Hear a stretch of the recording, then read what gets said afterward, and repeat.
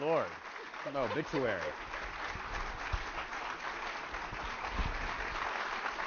Thank you. It's all downhill from here. There'll be a reception after my funeral across the way. Thank you, Leslie. This is very dangerous. James Carville used to say that he advised every politician for whom he ever worked, never start naming people because you'll make more people mad than you will actually people you please. And then if you ask James how many of those politicians took that advice, he says none.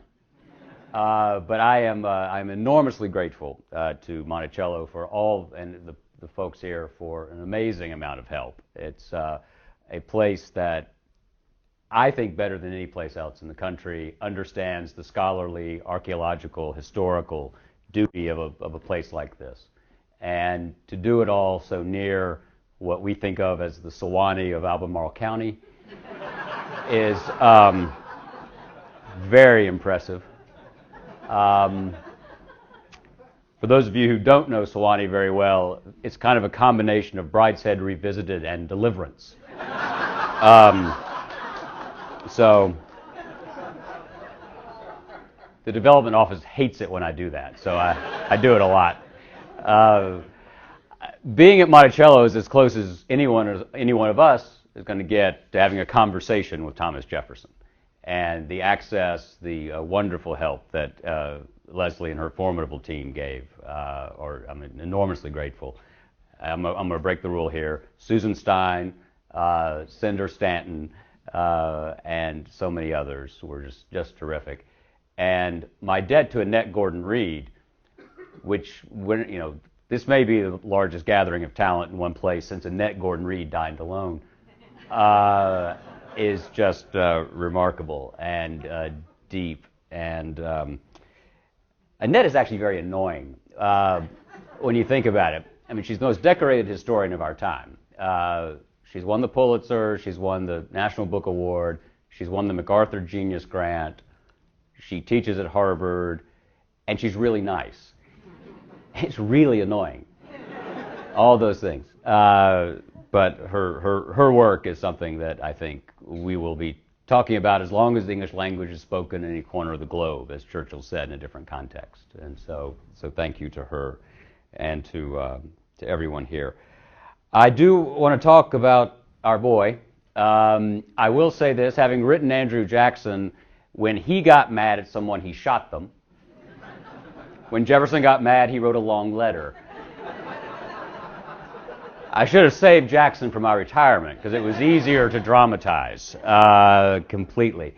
But what I found so remarkable, and the reason I wanted to do this, was what I think of as a fundamental misunderstanding about how Jefferson spent his life. And I think it's a misunderstanding that begins with an act of misdirection, which is what Jefferson himself did. The tombstone not far away, which says that he was the author of the Declaration of Independence, the Virginia Statute for Religious Liberty, and the founder of the University of Virginia, I think it's called. I forgot. I'm married to a graduate of the University of Virginia. It's the only sense in which I'm married up. But she's from Mississippi, and actually marrying a Tennessean was a big step. Given that we have hardback books. As you can tell, she's not here. So I should say that. I'm sorry, I have great Wahoo, some credibility.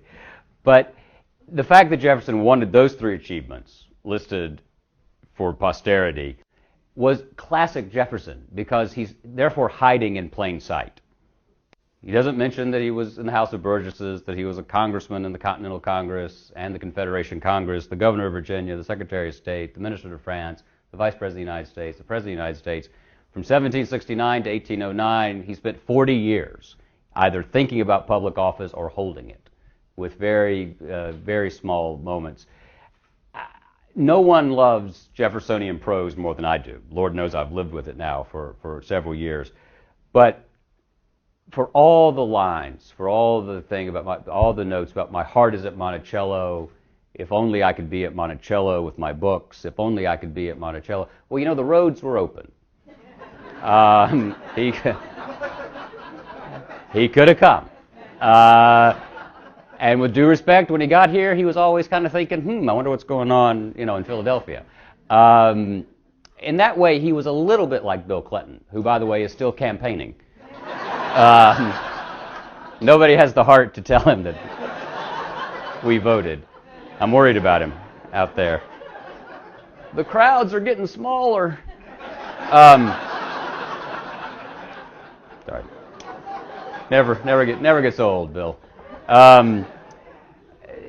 That was I think the reason Jefferson listed those things is that his role in the world of ideas was always going to be less controversial and more uplifting than his role in politics, because politics is inherently contentious and inherently difficult.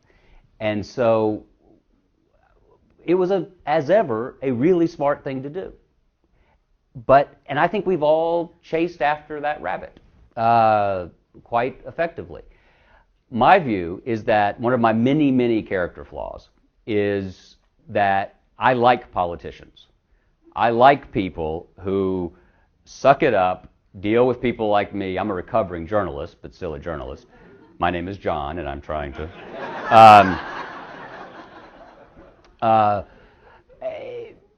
we kick them in the shins. We make their lives difficult. We're all so much smarter than they are, all the time, no matter what. The fact that they're able to go into the arena, to suffer the slings and arrows of the press, of the voters, and deal with the pressures of public life, I find to be incredibly remarkable. And I honor and salute the governors here, those who are willing to go in. Governor Blouse had a much better term, by the way, than Governor Jefferson did. You were not chased, as I recall, from Richmond. Metaphorically, perhaps. But people who have the courage of their convictions to go and seek votes. So I like that part about Jefferson. And I hope that, insofar as this book speaks to the moment, it might lower people's blood pressure a bit. If what you do, and I suspect your presence here is a sign of this, if you tend to watch cable news, if you read a lot of things about politics, probably too much, right? Admit it. You're among friends. It's okay. If you think a lot about politics, okay, it's an enormously frustrating undertaking. So if even Thomas Jefferson could give his life to a political cause, could endure the criticism which he loved so much, if he could find a way to master the facts and the issues of the hour, make a compromise, build a coalition for 15 minutes. We have a constitution largely indebted to this state, to this commonwealth, that is built to keep us arguing, not so much to solve anything. If we solve something, we solve it for 20 minutes, and then we have to go back and fix it. And that's just the way it is. And that is the rule, not the exception. And Jefferson totally understood it. He found a certain joy in it, despite his haute Cincinnatus pose, which you had to do. The key thing about whenever someone's thinking about running for office, the formulation is always, well, some folks have asked me to think about it. In Tennessee, it's some folks. It's never, I'm thinking about doing this because I want to do it. There's a certain trope of the reluctant warrior to go into the arena, and Jefferson had that. No one wrote better than that in that mode. But politics is all we've got to solve these problems. And if even the best and the brightest, using that in the unironic sense, if even the best and the brightest, if arguably the most accomplished man in British North America and the United States of America spent his life as a working politician, then perhaps the best and the brightest today might think about it too.